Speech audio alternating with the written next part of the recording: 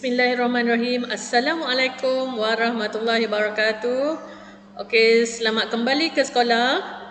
Okey, untuk hari ini cikgu akan bincangkan berkaitan dengan matematik SPM bab 1 ubahan langsung. Jom kita mulakan.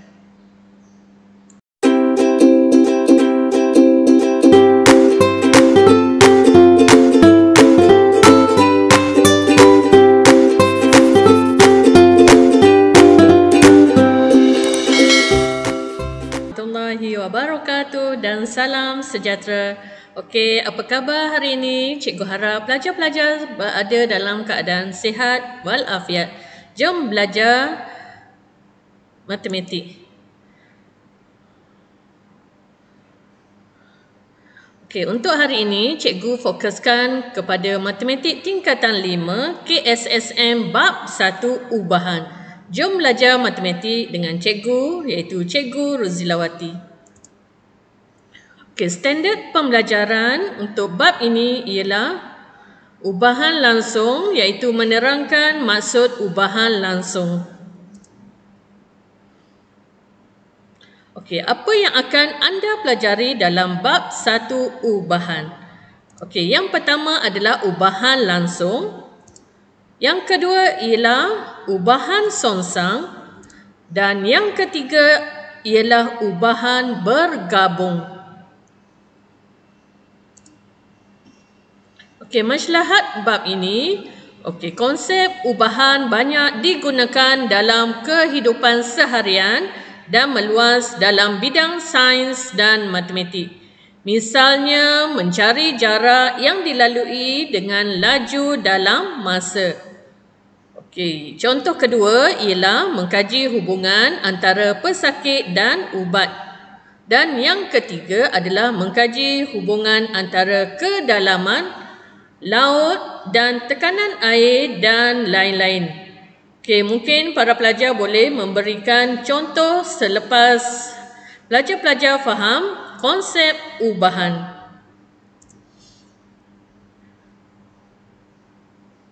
Okey, dalam tajuk ubahan, apa yang perlu anda tahu iaitu simbol berkadar langsung diperkenalkan oleh William Emerson, iaitu jangkaan hayatnya adalah 1701 hingga 1782. Okey, beliau ialah seorang ahli matematik Inggeris. Pada tahun 1768 dalam karyanya The Doctrine of Luzens, beliau telah mencipta teori yang berkaitan dengan ubahan. Okey, konsep ubahan banyak digunakan dalam kehidupan seharian kita. Seperti mana yang cikgu bagi tahu tadi, contohnya dalam bidang sains dan matematik. Okey.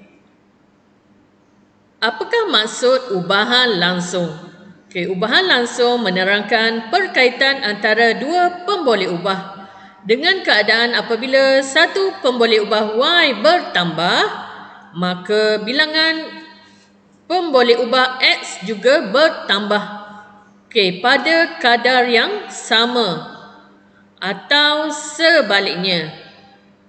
Okey, contohnya kalau Y menurun, X juga akan menurun. Okey, hubungan ini juga ditulis sebagai Y berubah secara langsung dengan X. Okey, itu adalah maksud ubahan langsung. Jom kita tengok soalan yang berkaitan dengan ubahan langsung. Okey, kita teruskan dengan contoh 1.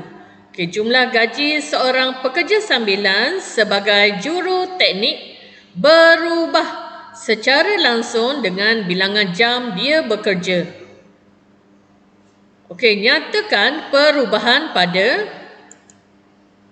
Okey, kita nak tengok kehendak soalan, apakah perubahan jika jumlah gaji terhadap jumlah gaji jika bilangan jam bertambah 2 kali ganda. Apabila jumlah jam bertambah 2 kali ganda, jumlah gaji juga bertambah 2 kali ganda selari dengan pertambahan bilangan jam.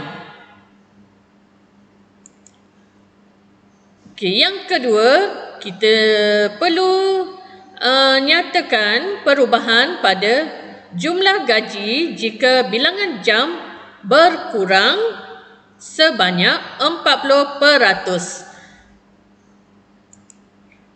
Jika bilangan jam berkurang 40%, maka jumlah gaji juga berkurang 40%.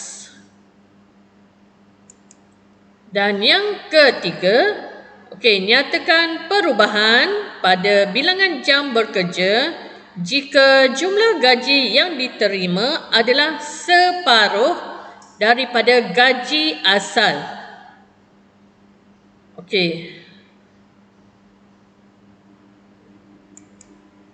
Bilangan jam bekerja juga akan menjadi separuh daripada bilangan jam asal bekerja kerana jumlah gaji yang diterima adalah separuh daripada gaji asal.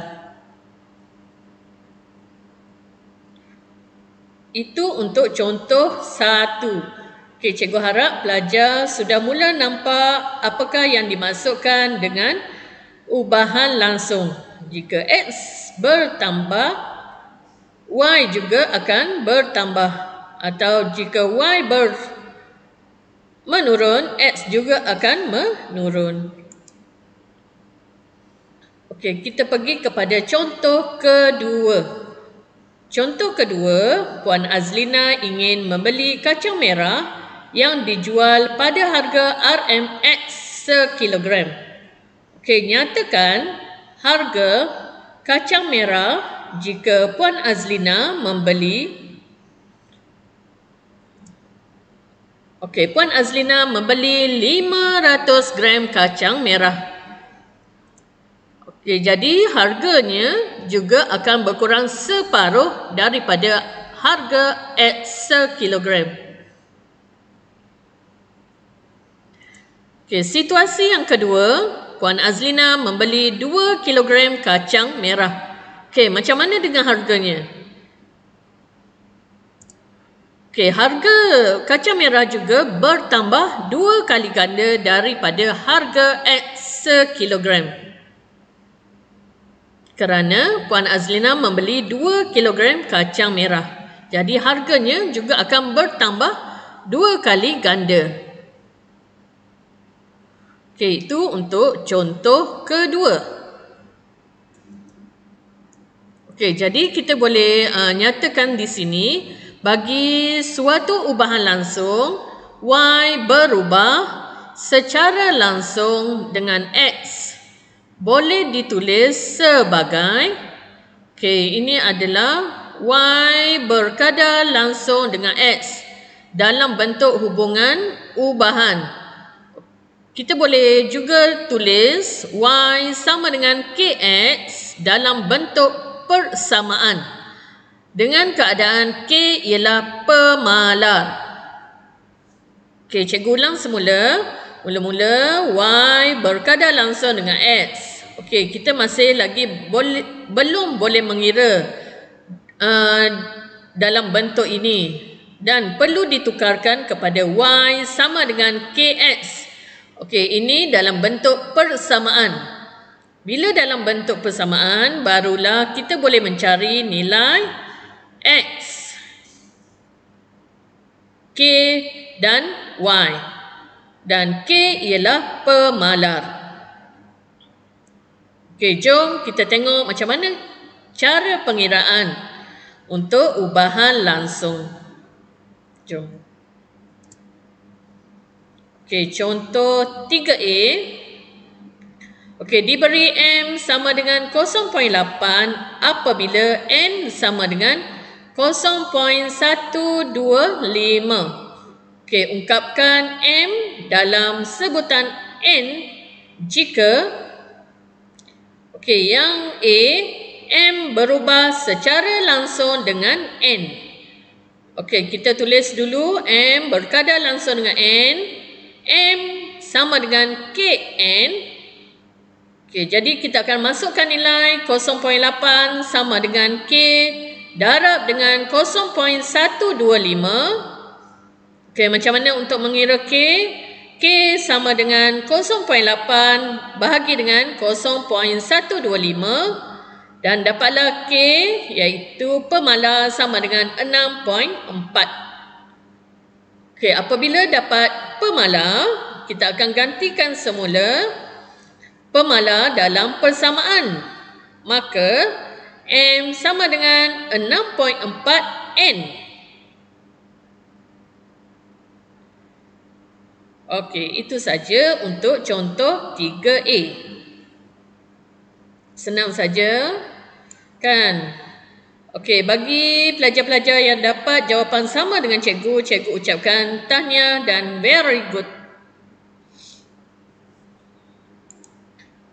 Okey, seterusnya contoh 3B. Okey, diberi M sama dengan 0.8 apabila N sama dengan 0.125. Ungkapkan M dalam sebutan N jika M berubah secara langsung dengan punca kuasa 3N. Jadi M sama berkadar langsung dengan punca kuasa 3N. Okey, kita tulis dalam bentuk persamaan. M sama dengan K punca kuasa 3N. Okey, kita akan gantikan nilai 0.8 sama dengan K darab dengan 0.125. Okey, dapatlah K sama dengan 0.8 bahagi dengan 0.125. Jadi K sama dengan 1.6. Maka, okey, bila sudah dapat K, kita akan gantikan semula dalam persamaan. Maka M sama dengan 1/6 punca kuasa 3N. M biarkan, N juga kita biarkan. Kita cuma akan gantikan nilai K yang kita dapat tadi dalam persamaan. Itu sahaja. Okay, very good. Untuk siapa yang dapat jawapan sama dengan cikgu. Okay, seterusnya kita tengok pula contoh 4. Okay, diberi Y berubah secara langsung dengan X. Jika Y sama dengan 0.14 apabila X sama dengan 0.2. Okey, hitungkan nilai. Okey, ini soalan yang lain sedikit daripada sebelum-sebelum ini. Okey, jom kita tengok dahulu. Okey, mula-mula kita akan tulis Y berkadar langsung dengan X. Okey, dalam bentuk persamaan Y sama dengan KX. Okey, kita akan gantikan nilai Y iaitu 0.14 sama dengan K darab dengan 0.2. Jadi K dapatlah jawapan iaitu K sama dengan 0.14 bahagi dengan 0.2. Maka nilai K kita atau pemala kita ialah 0.7. Maka okey, jangan lupa apabila kita dapat nilai K iaitu pemala, kita akan gantikan semula dalam persamaan. Maka Y sama dengan 0.7 X.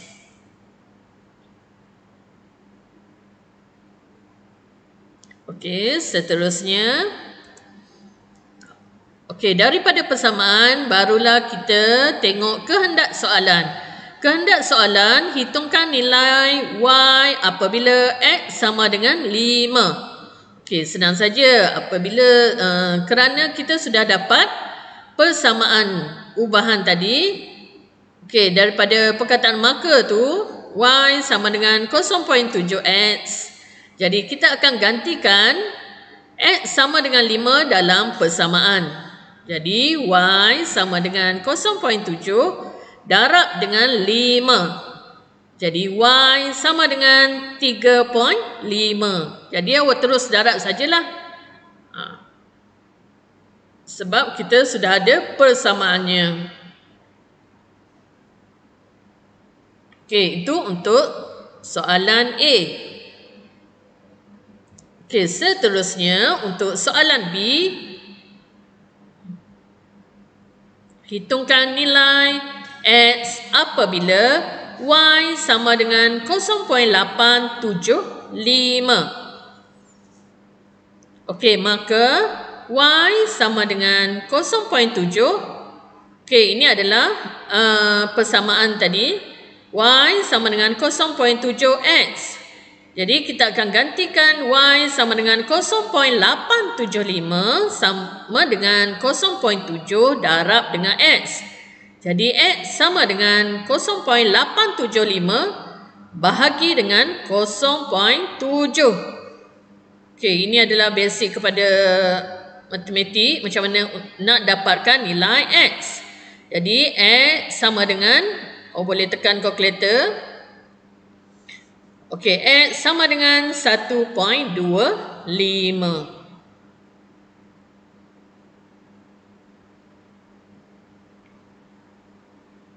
Itu untuk contoh keempat.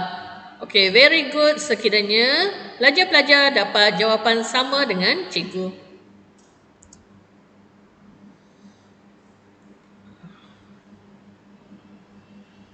Okey, macam mana? Okey, cikgu harap pelajar-pelajar dapat memahami maksud ubahan langsung yang telah kita bincangkan sebentar tadi. Okey, apa yang penting apabila Y berubah, X juga berubah. Tengok keadaan, kalau dia menurun, X juga menurun. Kalau Y bertambah, X juga bertambah dan kita akan dapat kira pemalanya. Okey, kita pergi kepada contoh 5. Okey, diberi P sama dengan 32 dan Q sama dengan 4. Hitungkan P dalam sebutan Q jika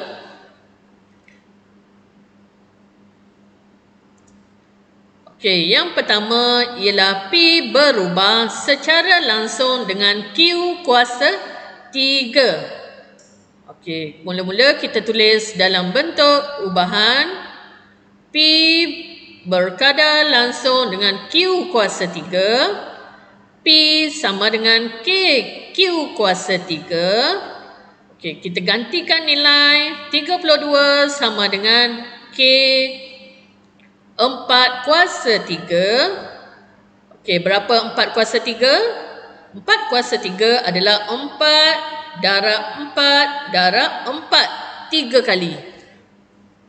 Okey, K sama dengan 32 per dengan 64. K sama dengan 0.5. Okey, bila dapat K iaitu pemala, maka P sama dengan 0.5 Q kuasa 3. Kita akan gantikan semula.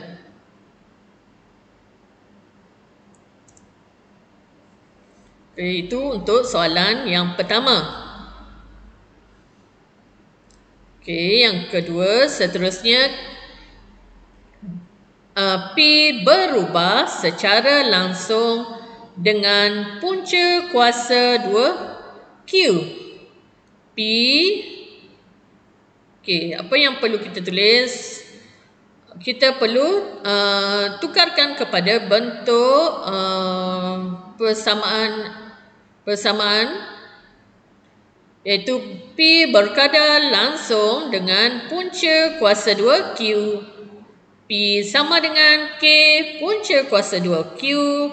Okey, gantikan nilai yang diberi iaitu P sama dengan 32 sama dengan K punca kuasa 4. Okey, maka berapa nilai punca kuasa 4? Punca kuasa 4 ialah 2. Okey, jadi 32 sama dengan K punca kuasa K darab dengan 2 kerana punca kuasa 4 ialah 2. K sama dengan 32 per 2 sama dengan 16. Maka, okey, kita gantikan semula pemalar. Maka, P sama dengan 16 punca kuasa 2 Q. Huruf P biarkan dan Q juga dibiarkan. Kita cuma ubah ataupun tukarkan nilai pemalar saja ataupun K.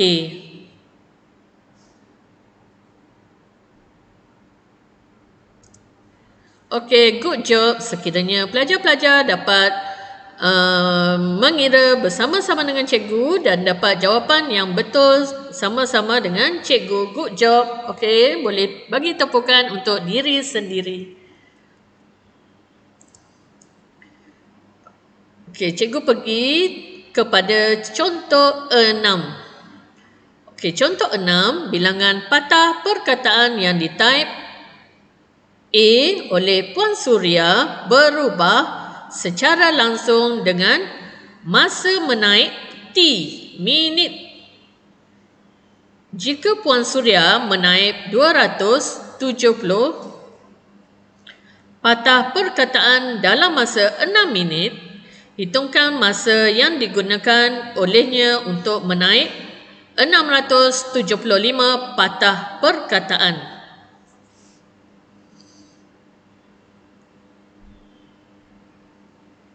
Okey, mula-mula kita kena ada persamaan. Jadi, A berubah secara langsung dengan T. Apa itu A? A ialah bilangan patah perkataan. Okey, apa itu T? T ialah masa menaip. A sama dengan KT. Okey, ini adalah ubahan langsung. Okey, kita akan masukkan info yang diberi iaitu 270 sama dengan K darab dengan 6. Kerana masa menaip 270 dalam masa 6 minit. Jadi K sama dengan 270 bahagi dengan 6 dan dapatlah K sama dengan 45. Apabila dapat nilai K, kita kena gantikan semula nilai K, maka A sama dengan 45T. Okey, ini adalah persamaan yang dicari. Okey, seterusnya kita lihat pula apakah kehendak soalan.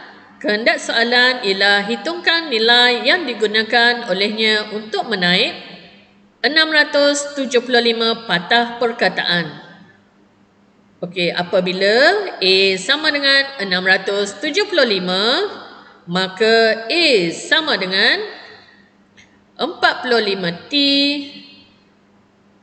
Okey, kita ganti saja. A sama dengan 675 sama dengan 45T. T sama dengan 675 bahagi dengan 45 dan T dapat 15 minit. Okey, jadi hitungkan masa yang digunakan olehnya untuk menaip 675 patah perkataan ialah T sama dengan 15 minit.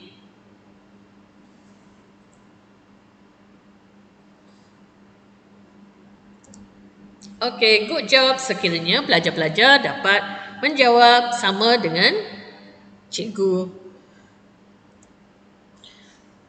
Okey, seterusnya kita pergi kepada contoh 7. Okey, sebuah objek jatuh dari ketinggian H meter berubah secara langsung dengan kuasa 2 masanya T saat di negara P. Okey, diberi bahawa objek itu jatuh dari ketinggian 5 meter dalam masa 2 saat. Okey, hitungkan masa yang diambil dalam saat oleh objek itu jatuh pada ketinggian 45 minit di negara itu. Okey, sepatutnya pelajar-pelajar garis apakah info yang penting di sini? Okey, info yang penting ialah objek itu jatuh dari ketinggian H. Okey, berkadar langsung dengan kuasa 2 T.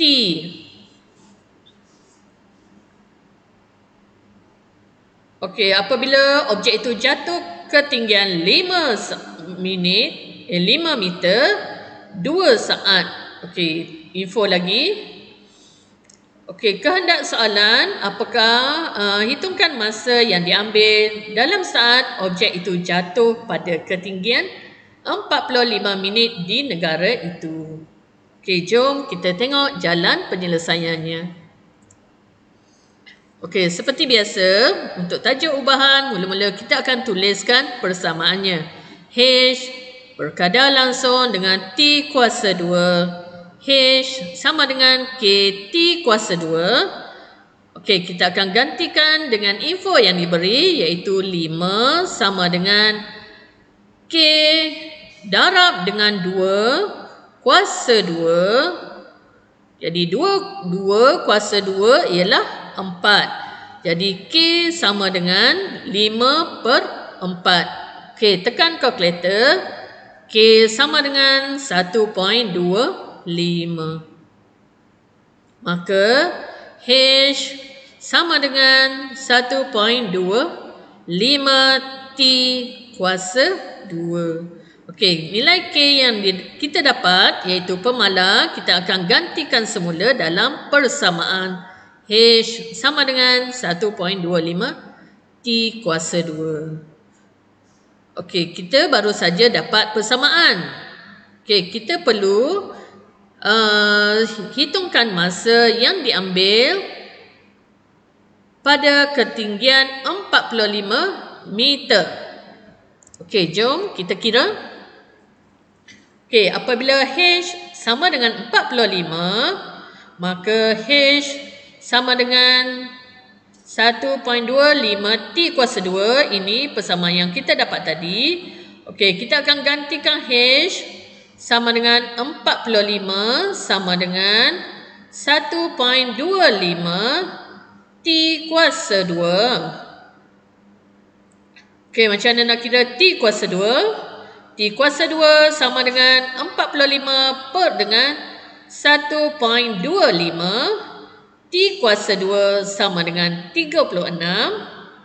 Okey, macam mana? Kita nak hilangkan T kuasa 2. T kuasa 2. Kita akan puncakan. Punca kuasa 2. Nombor iaitu T sama dengan punca kuasa 2, 36. Okey, cikgu rasa senang saja bila punca kuasa 2, 36 akan dapat T sama dengan 6. Okey, T sama dengan 6 ini adalah kehendak soalan kita iaitu hitungkan masa yang diambil dalam saat oleh objek itu jatuh pada ketinggian 45 meter di negara itu. Soalan, kalau pelajar perhatikan, ini adalah soalan direct saja. Cuma pelajar-pelajar kena fahamkan soalan dan ingat apa konsep ubahan langsung. Okay, well done. Bagus, sekiranya pelajar-pelajar dapat jawapan sama dengan cikgu.